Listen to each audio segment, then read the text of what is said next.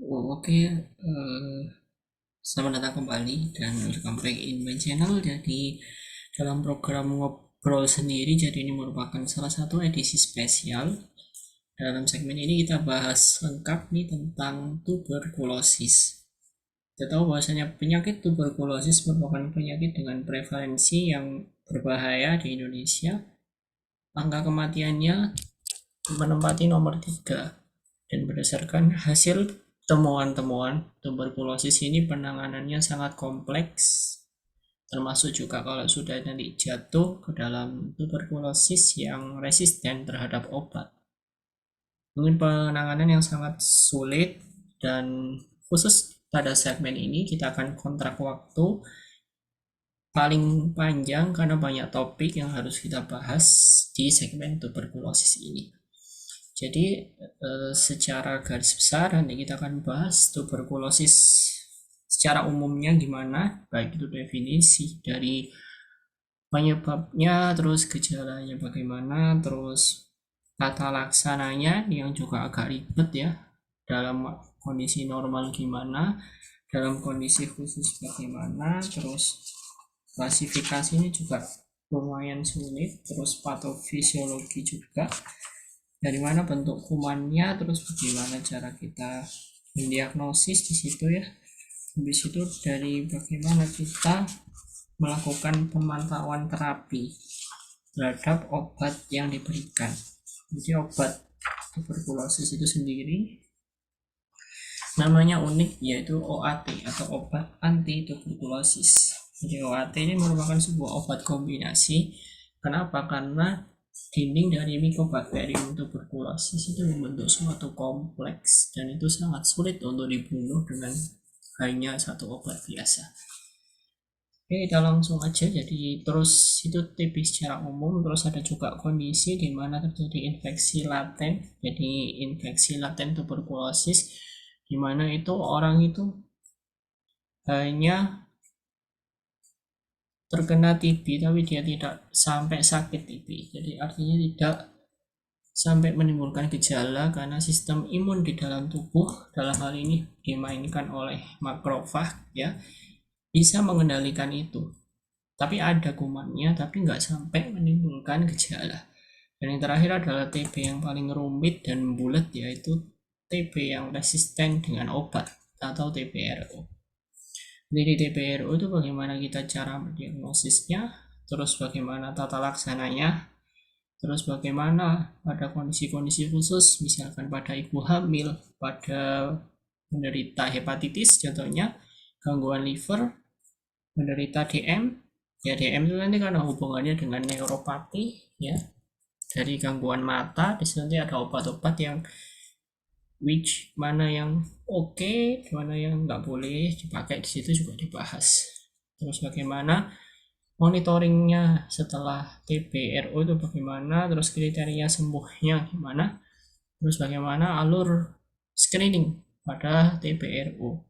Karena bisa jadi yang terjadi orang terkena TB itu udah jatuh ke dalam kondisi resisten obat, jadi ini akan semakin ribet karena obatnya tuh udah resisten ya, udah kebal dengan obat itu gitu ya. Oke, langsung aja. Jadi yang pertama kita bahas TB secara umum. Jadi tuberkulosis itu merupakan suatu bakteri yang disebabkan oleh Mycobacterium tuberculosis ya. Jadi ini bakterinya tahan asam, jadi untuk pengecetannya itu nggak bisa dicek dengan bakteri pengecetan gram, mana nggak akan kebaca. Jadi menggunakan pengecetan asam. Dan nanti di situ kalau dari segi mycobakteri yang udah kita bahas kemarin, itu permukaannya bergerundul ya. Itu ciri khasnya di situ. Terus dia tuh memiliki banyak sekali komponen-komponen dinding kompleks. Ada mycolic acid, di situ ada, terus arabinoglikan ada, dan lain-lain ya, LPS itu juga ada. Jadi ini berkaitan dengan nanti pengobatannya itu nggak bisa langsung membunuh, misalkan dengan satu jenis obat aja, contohnya streptomycin aja itu nggak bisa. Jadi harus kombinasi. Nah, penyebabnya ada Mycobacterium kompleks ya, ada Bovi, terus Mycobacterium Africanus, Microti, Chaneti, dan tuberkulosis. Tuberkulosis, Chaneti, Bovi, Africanus, itu ya. Itu. Jadi kalau ada pertanyaan, ada nanti Mycobacterium kompleks mana aja yang menyebabkan tuberkulosis, yaitu berarti jawabannya bisa Bovi, terus Macroti itu ya, Africaneus itu bisa. Nah, terus dari klasifikasinya ini ada yang berdasarkan anatomi, jadi ada TB paru dan TB ekstra paru. TB paru itu jelas nanti jatuh di paru-parunya itu bagaimana. Nah, kalau TB ekstra paru itu dia tuh udah menyebar kemana-mana, bisa ke otak juga, meningitis TB, bisa ke GI tract, ya, bisa ke lain-lain, bisa ke seluruh tubuh ya. Pokoknya di luar paru-paru itu ekstra paru. Dan ini juga nanti pengaruh dari tata laksananya. Jadi contoh misalkan meningitis TB itu yang udah sampai ke meningen otak, itu pengobatannya lama ya, 12 bulan atau hampir setahun. Cukup panjang ya. Untuk orang yang konsumsi obatnya juga rawan akan bosen ya, karena panjang banget, hampir setahun. Terus orang-orang di sekitarnya tuh juga di kelompok resiko tinggi kan, itu juga mendapat profilaksis. Nah, nanti untuk profilaksisnya juga kita bahas ya, untuk profilaksis apa, profilaksis orang-orang yang kontak erat dengan TBC tadi itu.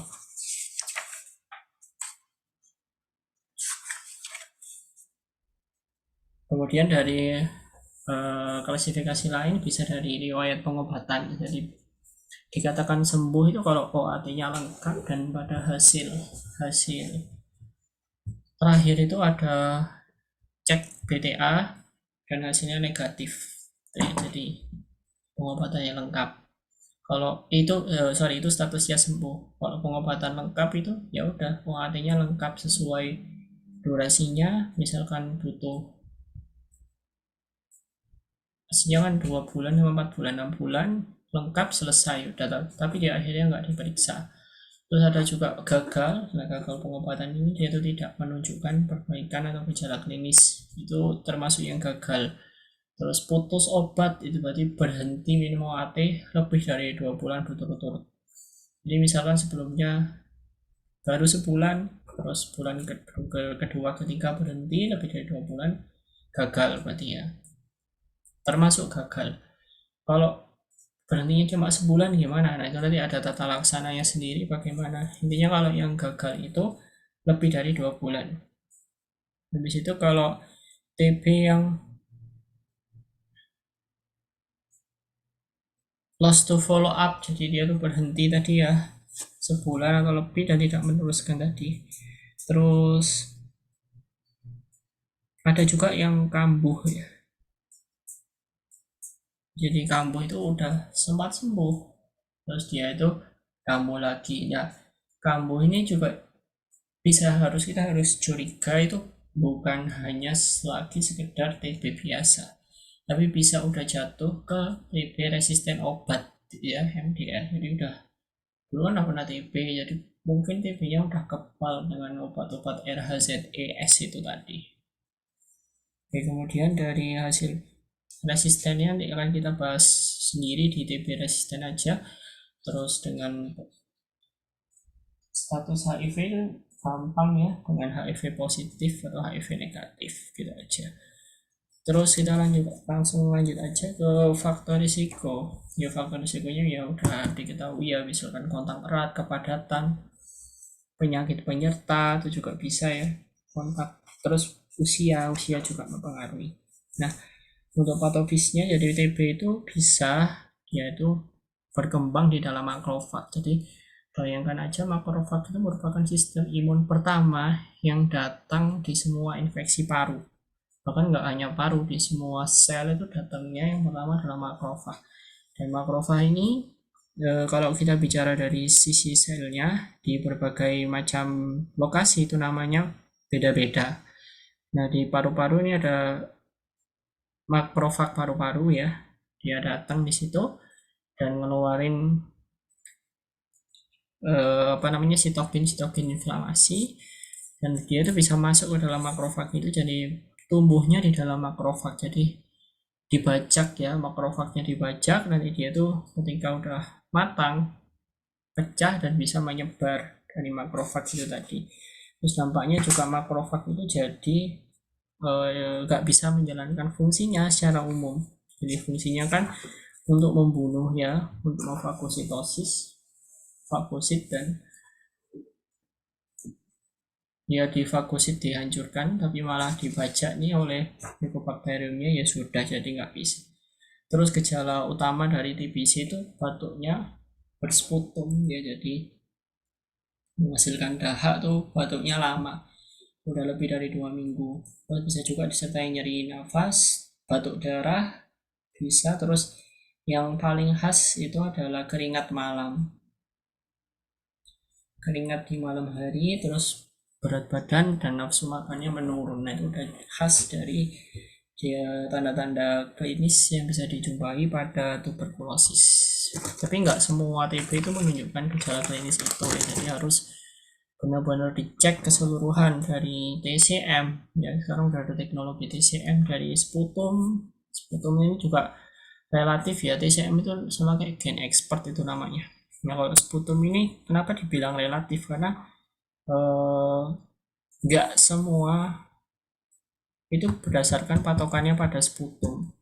Jadi contoh misalkan udah gejala TB ini udah jelas, udah kuat, ini gejalanya udah batuk lebih lama, terus kontak misalkan di rumah istrinya atau keluarganya itu udah ada yang pernah kena TB atau lagi kena TB, nah itu bilangnya gitu ya. Tapi begitu dites PTA kok negatif, itu berarti jangan langsung dianggap kalau ini bukan TB, nggak bisa, karena nggak semudah itu.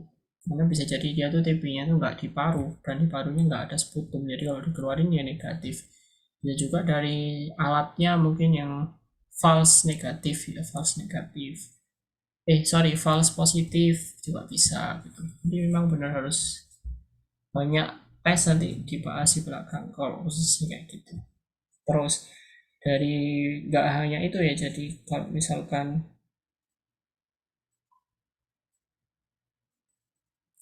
nggak bisa, kita ragu-ragu, ini ya bisa juga dengan tes foto, jadi di X CXR atau foto ronsen dari parunya. Nanti itu mungkin ada gambaran infiltrat di situ, jadi itu bisa mengarah ke gejala-gejala TB.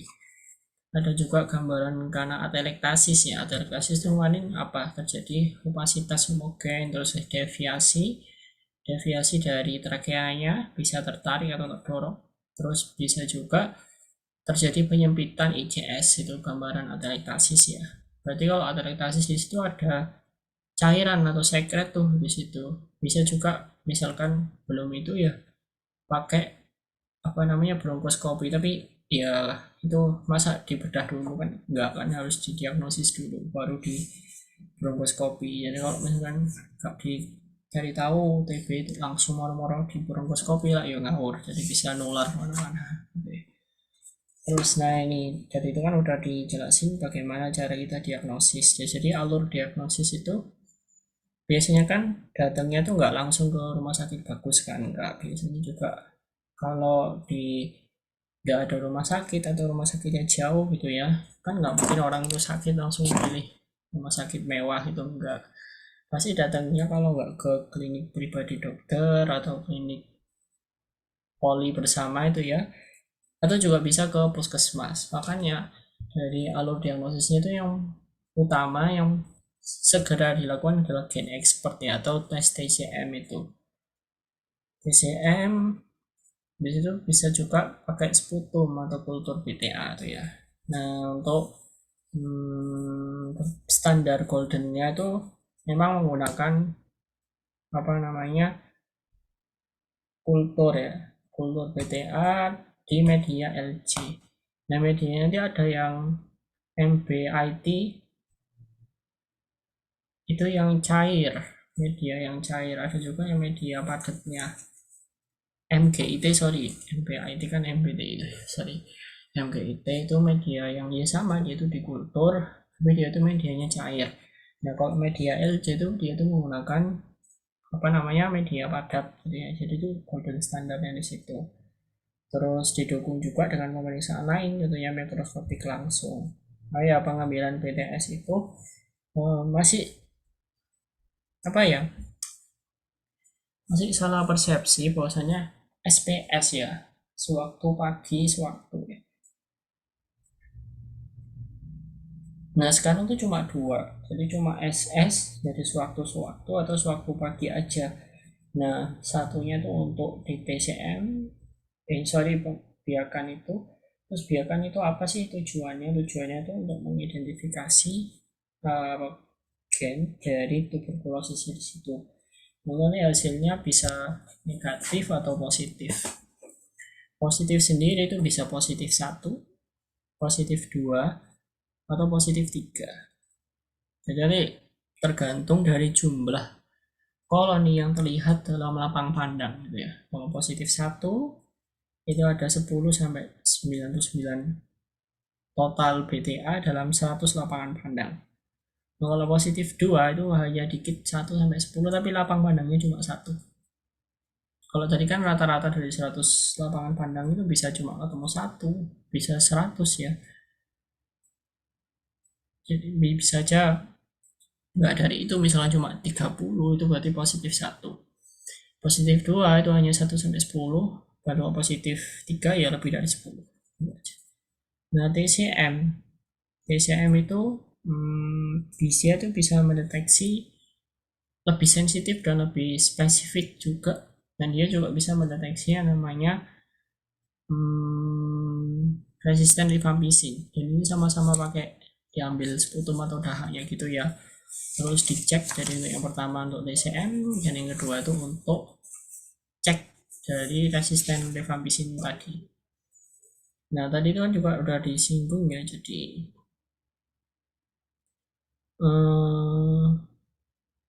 TB yang di luar paru ya. Misalkan ada meningitis TB itu ada kayak penurunan kesadaran, hidrosefalus tuh ya, tekanan hidrosefalus meningkat gitu ya. Itu bisa jadi meningitis TB. Bisa juga TB di pleura itu karena misalkan nyeri dadanya meningkat, ada nyeri dada, itu bisa dicurigai dia tuh TB yang udah ke pleura. Terus bisa juga di yang lain guys, bisa ke GI-tract, ke kulit, bisa ke hati, ke kelenjar getah bening, jadi pembengkakan nodul itu bisa. Nah kita kembali lagi ke diagnosis tadi. Jadi kan ada pokoknya kalau untuk screening atau diagnosis cepat itu TCM dan BTA. Tapi kalau untuk terapi, untuk monitoring terapi wajib memakai BTA. Jadi harus dilihat tuh nanti pada bulan, nanti kita bahas ya sesuai dengan pengobatan. Nah diagnosis udah, terus sekarang mungkin tata laksana nih langsung pengobatan TB. Jadi prinsipnya pengobatan TB itu kombinasi, jadi dia enggak single dose, itu enggak, tapi dia itu merupakan sebuah obat yang sudah ada dalam bentuk kombinasi. Untuk memudahkan, maksudnya enggak perlu ngeracik-racik lagi ya, itu udah disediakan namanya KDT atau kombinasi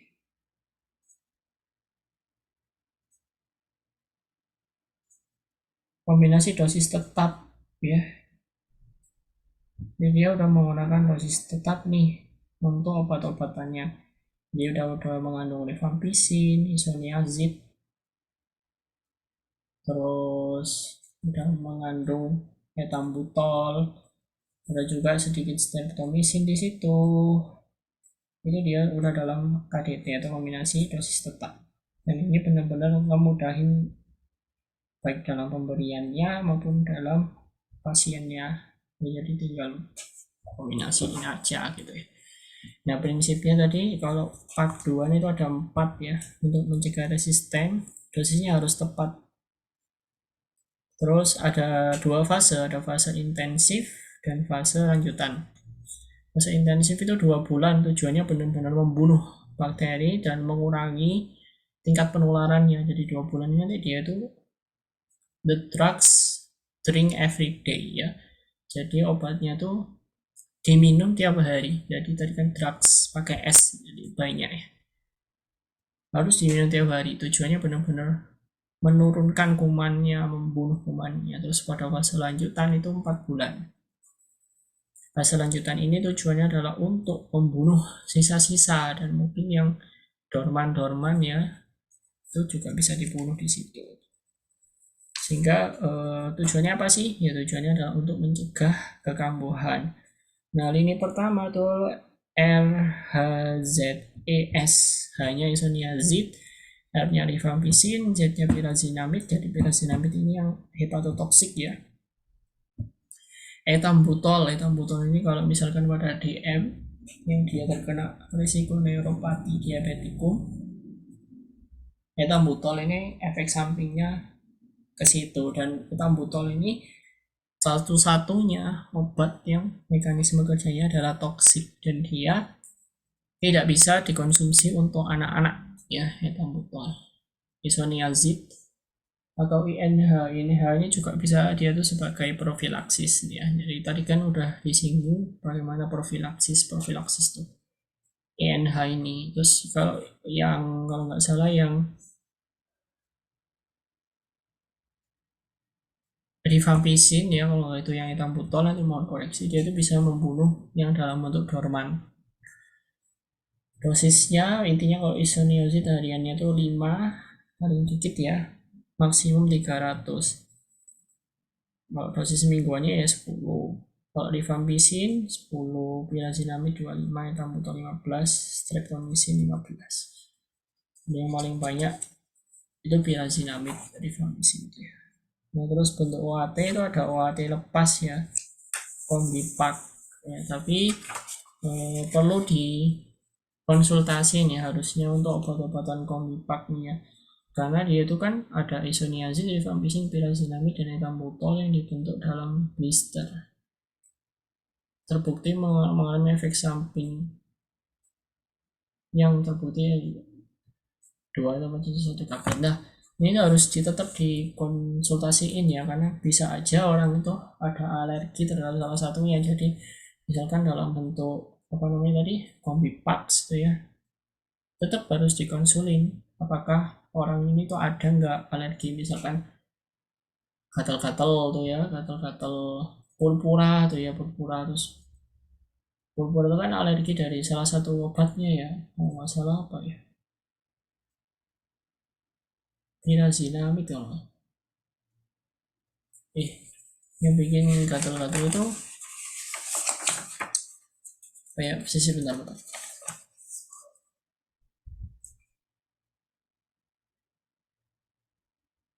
Rifampicin ya. Enggak, sorry. Oh ya, rifampicin itu bisa. Jadi itu harus dicek kalau misalkan tetap nih dikasih kombipak, biasanya pada puskesmas atau pada FKTP apa pelayanan tingkat pertama kan adanya biasanya dalam bentuk kombinasi kombipax tuh ya. Tetap harus dikonsulkan dengan dokter parunya. Jadi biar nggak terjadi misalkan orang minum kombipax terus tiba-tiba badannya merah semua nih ya, gatel itu kan harus dievaluasi terapinya. Terus kombinasinya adalah 2-HRE sama 4-HR3 itu untuk dewasa. Kalau anaknya tuh 2-HRZ atau 4-HR aja. Jadi maksudnya apa 2-HRZ? Jadi 2 bulan itu ada isoniazid, rifampicin, pyrazinamid, etambutol. Terus 4-HR3 artinya 4 bulan kombinasi antara isoniazid dan rifampicin 3 kali 1 minggu ya. Ada 3 ya. Di situ kalau dari pengobatan nanti udah ya. Nih ada nih. Jadi kalau tadi ada purpura ya, rifampicin ya. Ada misalkan merah semua nih. Loh kok udah dikasih kombipax, kok ternyata ruam nih, waduh gatal ya, udah berarti itu kombipaxnya di stop, jadi dosis lepas ya. Jadi misalkan dipecah-pecah dosisnya dan dikurangi, bahkan dihentikan aja rifampicin-nya, karena efek sampingnya juga nggak nyaman banget. Terus efek samping kayak neuropati itu juga harus diwaspadai dari etambutol tadi. Kontraindikasi anak-anak juga harus dicek juga ya, nggak boleh dikasih etambutol. Nah, sekarang adalah monitoring terapi. Jadi bulan pengobatan kan ada 6 bulan, jadi 2 bulan tadi fase intensif, 4 bulan itu lanjutan. Jadi pemeriksaannya itu dilakukan bulan kedua, ketiga, kelima, dan keenam. Pada bulan kedua BTA-nya masih positif, maka dilanjut ya lanjut aja ke fase lanjutan dan diperiksa lagi di situ.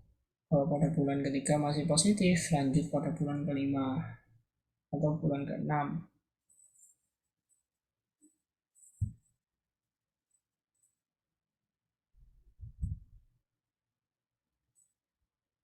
Yang bulan kelima atau bulan keenam itu juga dicek lagi ya. Kalau misalkan pada bulan kelima atau bulan keenam, ya maksimal bulan keenam lah, masih positif, ya udah berarti langsung pengobatan gagal, artinya langsung ke RO, resisten obat. Nah, dalam kondisi-kondisi khusus ya, ada kehamilan, menyusui, hepatotoksik ya, gagal ginjal juga bisa. Nah, terus kalau pada kehamilan itu harus dimasukkan juga piridoksin, mungkin akan dibahas juga. Nah, termasuk juga pada TBRU pada ibu hamil itu juga dimasukkan piridoksin. Terus kayak etambutol dan obat-obat lain nggak boleh. Terus nah yang penting ini pada orang hepatotoksik. Jadi hepatotoksik itu misalkan kandungan, biasanya kan hormon-hormon yang ada pada hepat. Contohnya adalah hormon transaminase. Misalkan hormon transaminasenya ini meningkat ya, terus itu kan berarti kan jatuh risikonya ke apa namanya, hepatotoksik. Nah, ini ada kata kuncinya. Pokoknya kalau obatnya itu 4 jenis selain pirazinamid ya, berarti yang fase lanjutannya itu cuma butuh 6 bulan aja. Tapi kalau di fase intensifnya cuma 2 dari 3 jenis kombinasi obat selain pirazinamid, maka fase lanjutannya butuh 10 bulan, dan 10 bulannya itu HE ya. Jadi kata kuncinya itu jadi nggak perlu dihafalin ya. Jadi misalkan 2 obat, tadi kan di kata kuncinya adalah obatnya kombinasi 4 obat selain pirazinamid, maka fase lanjutannya cukup dengan 6 bulan. Tapi kalau fase intensifnya atau yang 2 bulan itu 3 jenis obat, maka fase lanjutannya harus dilakukan 10 bulan. Gitu aja. Untuk itunya tinggal cocok logi aja ya. Tinggal dilihat dari pedomannya tadi. Karena kalau dia valin semua ya, wah sulit ya. Terus kalau pada DM ya, DM ini hati-hati aja dengan etambutol. Ya, etambutol itu efek sampingnya adalah bulboar mata ya, jadi gangguan mata. Nah, DM kan juga ada faktor risiko tuh ke neuropati diabetikum ya. Jadi harus hati-hati. Terus ternyata ya rifampicin itu kan gini apa obat DM kan, DM itu kan nggak bisa disembuhkan ya, tapi bisa dikontrol. Nah, karena bisa dikontrol itu dia tuh harus minum terus obat-obatan DM kayak insulin gitu ya, baik yang tipe 1 maupun DM tipe 2. Nah, rifampicin itu bisa menghambat atau mengurangi kerja dari obat-obat DM ini tadi. Makanya dipertimbangkan lagi kalau pada orang DM itu terkait dengan perlu apa enggaknya dia itu diberikan rifampicin tadi. Kemudian kalau yang perlu kortikosteroid ya, kortikosteroid itu misalkan TB miliar, efusi pleural, terjadi meningitis TB, itu butuh diberikan kortikosteroid.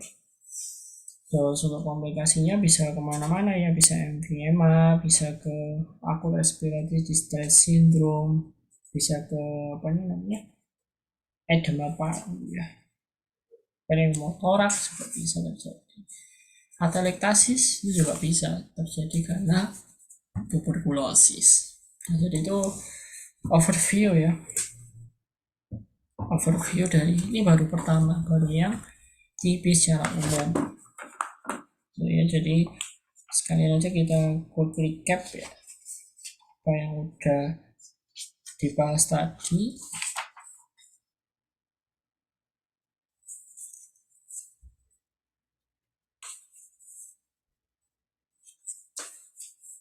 Nah itu ya, misalkan orang ini udah pengobatan nih, terus palanya pusing, terus waduh kok miliar ya, berarti streptomycin. Kalau misalnya ada tanda-tanda hepatitis, contohnya ada ikterus ya, palmarnya kuning, lien, hipernia teraba, itu berarti ya, awas isoniazid ini. Kalau ada kesemutan nih, kebas, itu kan berarti neuropati perifer ya. Itu juga salah satu komplikasi dari isoniazid atau itu jadi perlu dipertimbangkan untuk dihentikan. Ya tadi terkait dengan apa? Terapi ya. Ini misalkan udah dapat kombinasi, udah fase intensif nih 2 bulan, tapi pas dicek BTA lah kok ya masih tetap positif gitu ya, ya udah berarti lanjutin aja ke fase lanjutannya yang selama 4 bulan tadi kayak gitu. Terus kalau misalkan ada kondisi yang risiko resisten obat ya itu terus kombinasi dosisnya tadi adalah 4-HRZE dan 4-HRE itu kalau pada orang dewasa ya. Jadi misalkan dia tuh udah ada gejalanya nih, tapi dari BTA-nya loh kok negatif, tapi hasil toraksnya ada infiltrat nih gambaran TB, dan dia tuh meskipun sebelumnya ini nggak pernah nih saya ya udah ngaku dok saya tuh nggak pernah loh dapat terapi gitu ya. Nah kok tiba-tiba dapat gejala gini, tapi BTA-nya kan negatif, berarti apakah saya tuh TB ya gitu ya? Ya jawabannya ya bisa jadi. Makanya dia tuh harus tadi apa? Diberikan OAT juga dengan 2-HRZE, 4-HR, 3 kali seminggu. Itu aja sih mungkin overview singkat ya. Terus terkait terapi tadi udah ya. Oh, gagal itu pada bulan ke-5 atau bulan ke-6 di fase lanjutan udah apa ya, udah dicek tapi masih positif, ya udah itu gagal. Oke, itu aja mungkin dari yang pertama. Kita lanjut aja langsung ke infeksi laten tuberkulosis ya. Ini yang kedua. Ini sebelum masuk yang kedua, sebentar saya lihat dulu ya, jeda sebentar. Oke, kita lanjut. Jadi ini adalah infeksi laten tuberkulosis. Jadi infeksi laten itu merupakan suatu kondisi di mana ada kuman TB di situ, tapi tubuh ini bisa mengendalikannya dengan sistem imun tadi, makrofagnya bisa berperan nih. Jadi itu nggak sampai muncul gejala. Nah ini contoh definisi dari TB laten. Nah ternyata 90% tuh ya, yaitu laten. Dan hanya 5 atau 10% aja yang dia itu ke sakit TB. Ya, jadi laten itu bisa juga gak kelihatan gitu ya. Itu hampir 90%, jadi banyak Misalkan orang ini biasa-biasa aja, nggak sakit ke apa, pas dicek tahu-tahu TBC, nah itu yang repot. Nah, terus dari apa tadi perbedaan laten sama aktif, dari laten itu dia tuh nggak ada gejala, tapi dari hasil misalkan ada curiga nih orang-orang yang harus di screening, ya biasanya nih di screening tentunya adalah orang yang kontak satu rumah nih dengan penderita yang udah positif TB atau udah mendapat OAT gitu ya. Atau orang-orang yang mau bekerja di situ, contohnya dokternya, perawatnya, kebersihannya, orang yang punya peruangan perawatan TB biasanya itu juga bisa dilakukan, dicurigai terjadi LTB, infeksi laten. Caranya dengan apa? Dengan tes TST dan IGRA. Itu ya. Terus kalau dari foto toraksnya tuh biasanya normal ya, biasanya normal. Terus bahkan dari hasil cek misalkan dari sputum itu negatif loh. Nah itu merupakan contoh, tapi waktu di TST, waktu di IGRA kok positif. Nah, itu berarti merupakan ILTP. Nah di sini nanti ada alurnya. Jadi yang pertama dokternya tuh sebenarnya semua itu harus diarahkan untuk melakukan TST dan IGRA dulu. Jadi jangan menyimpulkan pada orang ILTP ya, jangan menyimpulkan kalau belum di IGRA.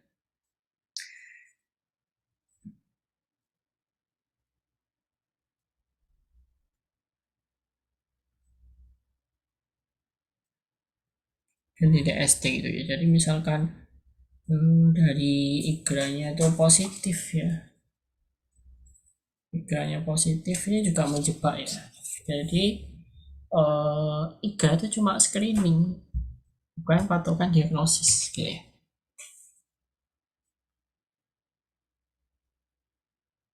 Jadi nggak semua gini, maksudnya gini, ada orang entah itu dia gejala atau enggak ya, terus dicek dari TST atau IGRA-nya, lo kok positif langsung kasih OAT, oh jangan. Jadi kalau misalkan positif itu harus dicek dulu TCM dan PTA-nya.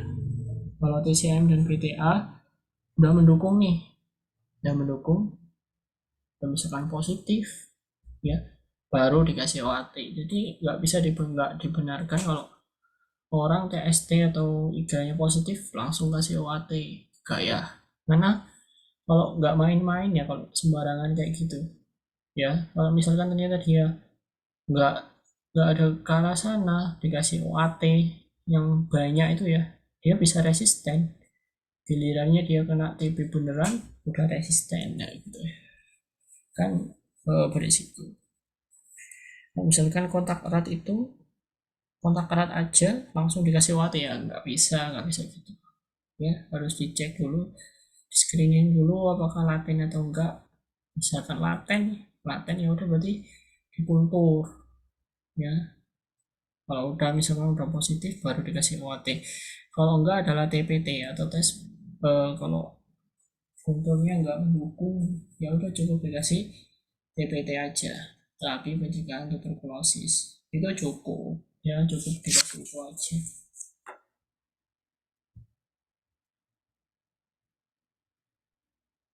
Terus apa lagi ya,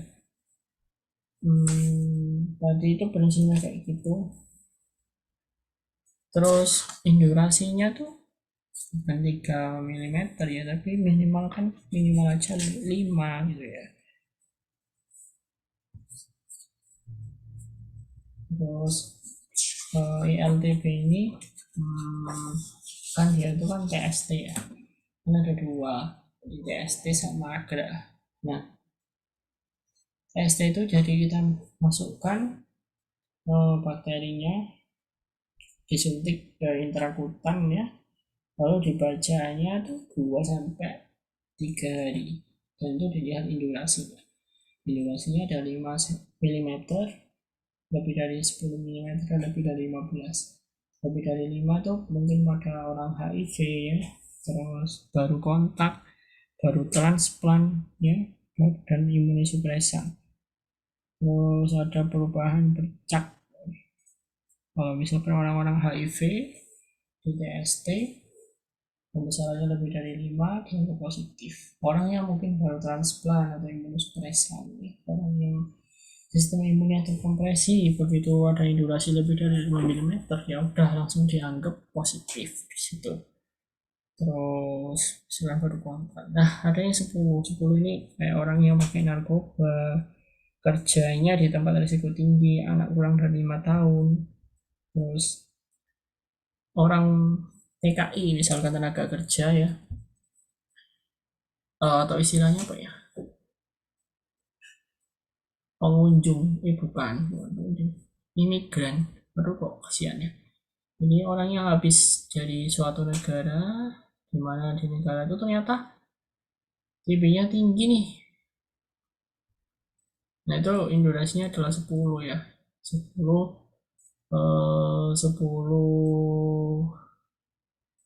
milimeter ya, 10 milimeter itu sudah dianggap positif untuk indurasi. Ingat yang dilihat adalah indurasinya, bukan eritema atau merah-merahnya ya. Nah ini dilihat indurasi. So pada 15 nih, jadi orangnya nggak diketahui. Jadi pokoknya selain itu aja lah. Nah interpretasinya tuh ternyata bisa negatif palsu dan positif palsu nih. Negatif palsu jadi itu tampaknya negatif, dari tesnya negatif tapi ternyata itu positif ya. Itu banyak sekali indikasinya kayak gitu ya. Mungkin karena penyuntikannya nggak sesuai, bahasa ajarnya salah, infeksinya udah lama, jadi seolah-olah nggak ada indikasi tapi ternyata itu positif, itu namanya negatif palsu. Nah kalau positif palsu nih, nggak kok ada indikasi tapi padahal itu enggak ya, jadi salah baca. Itu dipengaruhi oleh vaksin BCG ini ya. Mungkin bisa juga infeksi ya, infeksi itu bukan TB. Jadi kebacanya aja positif tapi padahal itu tuh bukan. Jadi namanya positif palsu. Itu bisa dipengaruhi vaksin tadi, terus penyuntikan yang nggak sesuai itu juga bisa. Atau infeksi tapi itu bukan TB. Ini bisa menyebabkan kondisi positif palsu. Terus apa nih? Ya, apa nih bedanya dengan IGRA?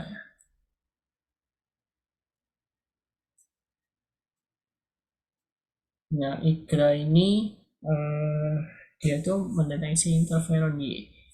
Ya, interferon Y yang berhubungan dengan antibody ya, antibody yang teraktivasi karena adanya paparan bakteri di situ. Nah, itu dari IGRA. Terus perbedaan lainnya, IGRA ini lebih cepat ya, 2 hari hanya 1 kali kunjungan aja. Terus IGRA ini lebih sensitif ya, karena dia tuh nggak ada pengaruh dengan vaksin BCG. Meskipun udah vaksin BCG itu juga apa namanya, nggak pengaruh. Terus tapi dia tuh butuh listrik ya, terus karena dia butuh sentrifugal, ini menggunakan alat ya. Terus biasanya juga lebih mahal gitu ya. Nah itu aja deh dari ILTP atau infeksi laten tuberkulosis. Nah selanjutnya ke bagian yang ketiga, itu TB resisten obat. Ini agak sulit ya, jadi TB resisten obat ini banyak terjadi. Itu terjadinya banyak banget ya, mungkin dari pasiennya sendiri nih, dari dokternya atau dari tenaga kesehatannya, bisa atau dari faktor lain. Contohnya obat TB-nya ada tapi nggak berkualitas ya.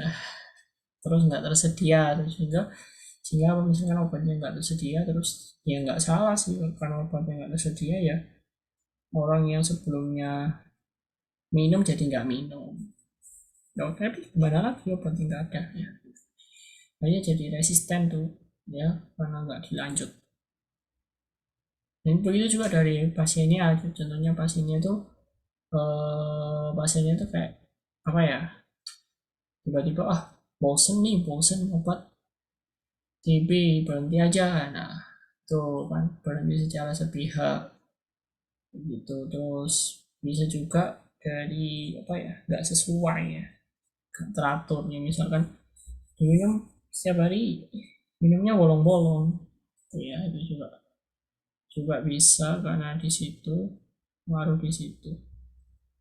Terus bisa juga karena penyerapan obat TB-nya berkurang, misalkan diganggu sama yang lain tuh obat TB-nya, misalkan obat-obatan yang mempengaruhi dari farmakokinetiknya dari obat TB, sehingga efeknya ke membunuhnya itu berkurang tuh bisa.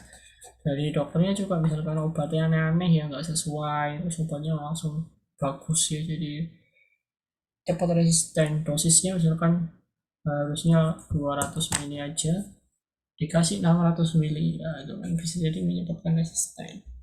Terus mungkin dari edukasinya nggak terlalu bagus, misalkan ya udah obatnya ini nggak dijelasin, misalkan apa ya, yang bikin kencing merah isoniazid ya, nggak tahu ya obat itu yang bikin kencing merah itu ya, terus gak dibilangin begitu pasiennya minum obat terus loh kok kencingnya merah, akhirnya di stop. Nah itu juga bisa jadi karena faktor itu.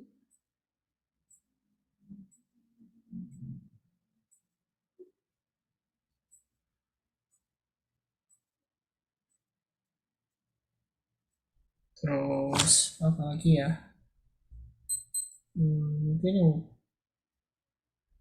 itu, hmm, itu tadi kenapa terjadi. Nah, kita bahas jenis-jenis resisten. Kalau monoresisten ya resisten terhadap salah satu aja, untuk resisten etambutol gitu. Kalau poliresisten itu yang ribet, itu dia tuh resisten seluruh kombinasi kecuali kombinasi HR, rifampicin isoniazid gitu ya. Jadi misalkan rifampicin etambutol itu resisten, rifampicin streptomycin, pokoknya semua selain HR itu udah resisten. Yang agak ribet, jadi dia tuh minumnya ya HR, itu paling resisten. Kalau MDR, resisten drug itu resisten terhadap isoniazid dan rifampicin, pokoknya ada HR-nya, meskipun HR-nya ditambah HRE, HRES atau HR biasa itu dia sudah resisten. Kalau XDR sama pre-XDR, nah bedanya ini A dari kalimat dan ataunya aja tuh. Nah kalau misalkan dan itu berarti XDR. Kalau yang apa pre-XDR itu atau, jadi dia itu resisten fluoroquinolone atau obat-obatan lini kedua yang diberikan secara injeksi kayak gitu, resistennya ke situ. Kalau rifampicin ada juga tipe yang resisten rifampicin, ya udah dia itu resisten rifampicin dalam segala bentuk ya, baik itu MDR kecuali poliresisten ya. Oke, terus kriteria gagal TBRO tentunya dia itu gagal pengobatan kategori 1-2, kambuh kategori 1-2, HIV-nya positif, habis itu dia tuh kembali setelah putus berobat ya, terus TB yang kontak erat dengan TBRO atau XDR tadi. Terus baik itu TB yang udah dapat, misalnya udah sebelumnya udah pernah sembuh terus nggak lengkap, terus dari putus berobat balik lagi, itu tetap dicurigai TBRO. Jadi semuanya harus diperiksa ya. Terus pemeriksaannya bisa menggunakan media padat maupun media cair, NKI sama LC. Tetapi yang kalau dari program pemeriksaan nasional itu yang apa tadi, yang apa yang cair ya, tapi kalau dari golden standard untuk cek tuh yang LC apa. Nah, intinya semua TPR itu harus menjalankan seluruh rangkaian pemeriksaan dari inisial, dari awal pemeriksaan selama pengobatan hingga selesai, dan pemeriksaan pasca selesai pengobatan. Nah, ini yang pertama itu harus dipastikan nih, orang-orang ini mendapatkan akses obatnya, jadi nggak sulit. Terus pengobatan langsung dimulai setelah seminggu, setelah 7 hari dicek dulu nih, cek semua. Kalau udah positif resisten ya udah sejak 7 hari itu, 7 hari kemudiannya langsung dimulai. Terus pemeriksaan awal ini mengetahui fungsinya gimana dan lain-lainnya. Terus durasinya ada yang jangka pendek, ada yang jangka panjang. Pendek itu 9 sampai 11 bulan, kalau yang panjang itu 18 bulan, karena faktor penambahnya 18 sampai, tergantung, bisa 24, 22 juga bisa. Nah, ada jangka pendek, jangka panjang. Kita hafalkan aja dari jangka pendeknya, wajib hafal. Aslinya jangka pendek itu obat kanamisin injeksi, tapi dihentikan jadi BDG atau beda upilin. Jadi beda upilin sama depannya Dela atau Dema itu OAT terbaru yang untuk TPRO jangka pendek. Kriterianya ada 8. Jadi yang pertama adalah dia nggak resisten fluoroquinolone, terus nggak kontak dengan pasien yang resisten obat atau pre-XDR. Habis itu dia tidak hamil dan menyusui, anak-anak lebih dari 6 tahun. Habis itu TPRO dengan HIV, bukan TB yang berat. Terus dia itu tidak resisten lepoati kecuali resisten INH, dan dia itu tidak mendapat OAT lini kedua lebih dari sebulan, dan terakhir bukan TB berat. Nah, untuk dosisnya sendiri, ini menggunakan 7 macam obat ya di tahap awal, dan tahap lanjutan 4 macam obat gitu ya. Nah, ini hasilnya untuk pengobatan itu harus ditunggu LPA lini kedua. Nah, LPA lini kedua itu hanya mendeteksi golongan yang resisten fluoroquinolone atau injeksi TB. Jadi prinsipnya itu pada awalnya itu adalah 4 bulan.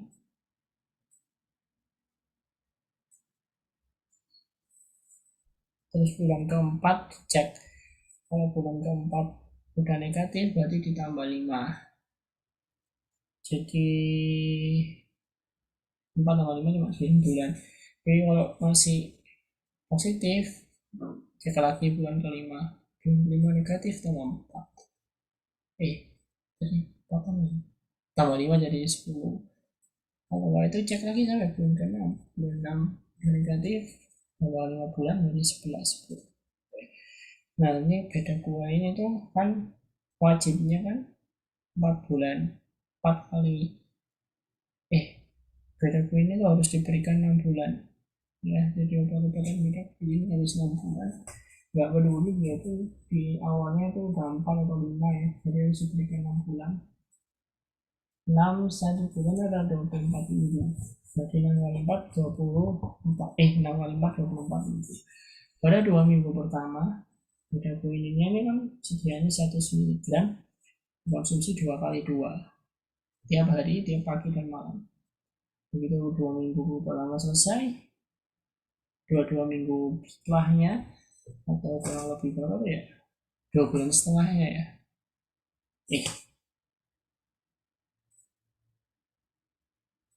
2 minggu berarti 5,5 bulannya tuh cukup 1 kali 2, 3 kali seminggu aja. Nah, kalau misalkan gagal itu kenapa? Misalkan udah bulan ke-5 atau ke-6 nih, terus di BTA masih negatif, nah ini gagal langsung ke program jangka panjang. Panjang ini 18 bulan, jadi 2 bulan tahap awal, terus penambahnya adalah 16 bulan.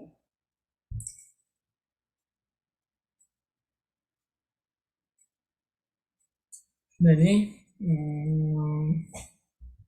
indikasinya adalah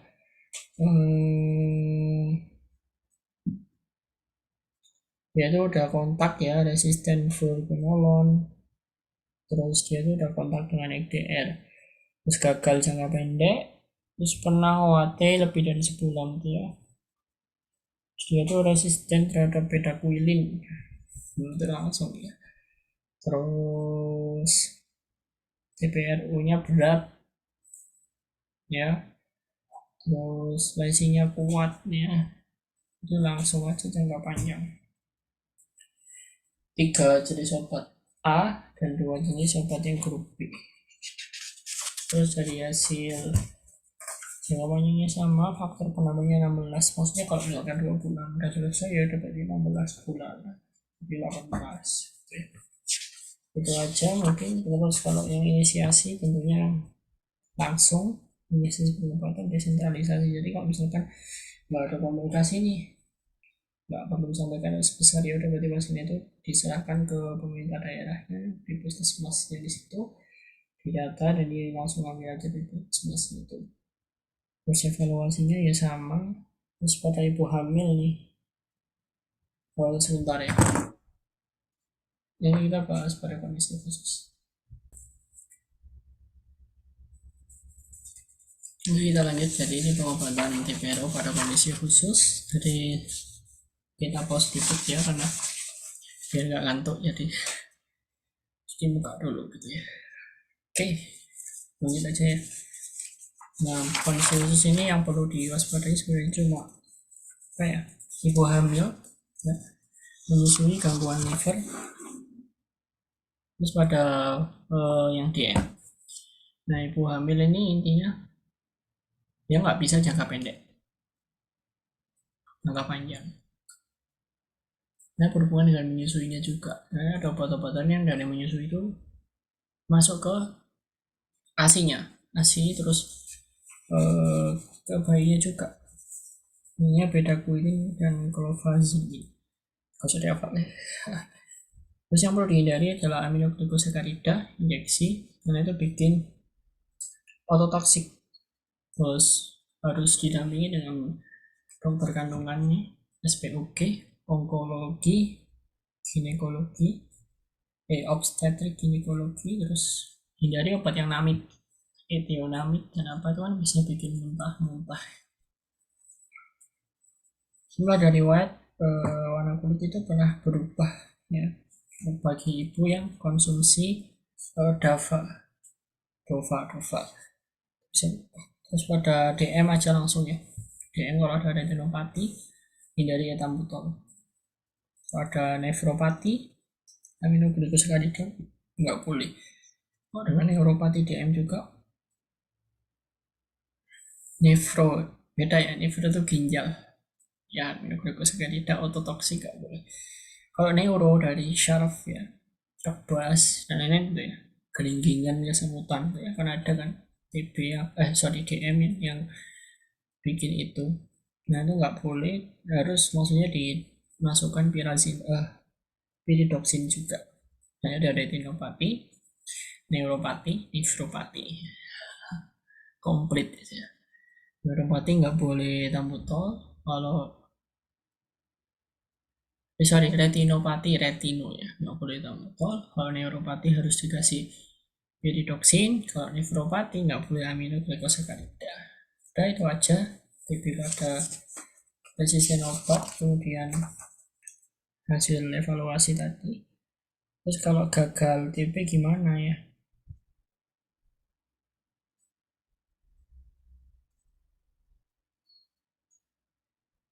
Misalkan udah RU jangka panjang pendek gagal ya, jadi bisa TB RU jangka panjang, terus ataupun dengan OAT yang masih ada gitu ya. Terus bisa juga tindakan lain, terus pendidikan kesehatannya gimana, obat-obat simptomatis dan oksigen gimana, makan gizi seimbang, dan tugas kesehatan harus sering follow up.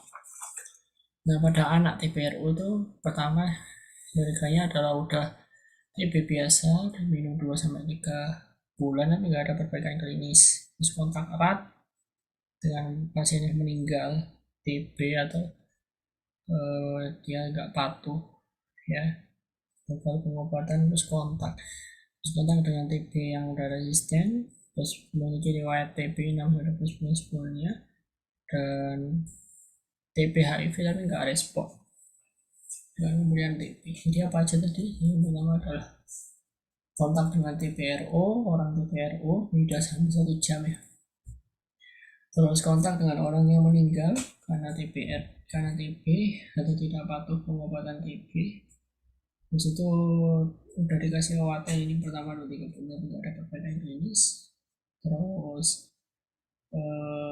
orang HIV ya, TB HIV positif nggak respon, terus riwayat pengobatan TB.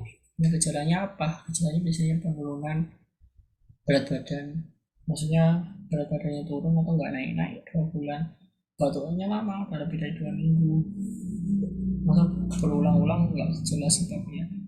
Terus demamnya juga berulang, terus ada capek, lesu malayase gitu ya.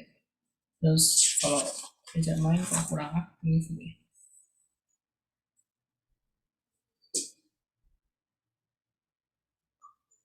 Terus kalau dari hasil TCM MTB nggak terdeteksi, itu dilihat dulu kalau tidak stabil ya, dari TPRO klinis. Kalau dia stabil, itu harus di ronsen dan tuberkulinnya harus dipastikan. Kalau misalkan ronsen PP-nya tuberkulinnya negatif, yaitu bukan TB, jadi nggak perlu OAT, tapi harus di TCM kalau ada gejala. Kalau positif, dia itu di terapi TBSO sensitif obat ya. Terus kalau nggak itu TCM ulang. Nah, kalau hasil TCM-nya terdeteksi kuman, ini dilihat apakah dia itu sensitif rifampicin atau malah resisten atau kebal. Kalau sensitif rifampicin itu TBSO, jadi langsung terapi TBSO, yaitu kriteria TBSO dia itu nggak ada intoleransi obat, bukan baby berat, dan nggak hamil. Dialah anak-anak mana yang hamil. BBL jangka pendek. Nah, kalau udah resisten ya, jadi kirim spesies ke kirim spesimen untuk uji kepekaan fenotip LPA ini ke-20. Terus evaluasi kreatif itu jangka pendek normal. Kalau RO TB RO resisten obat jangka pendek, terus jumlah obatnya harus 4 kalau sensitif ya. Masih sensitif kalau misalkan udah perlu multiresisten tambah 5. Kalau udah nggak boleh lebih dari 5 karena itu nggak berguna ya. Mana kan udah 3 dari grup A, 2 dari grup B, itu mau ditambah dari grup C, ini malah bikin efek samping. Biasanya grup A pegang dan B nya 1.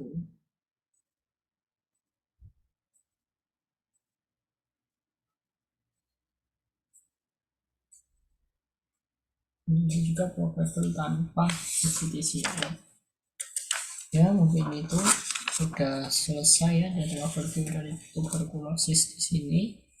Wis mari selesai.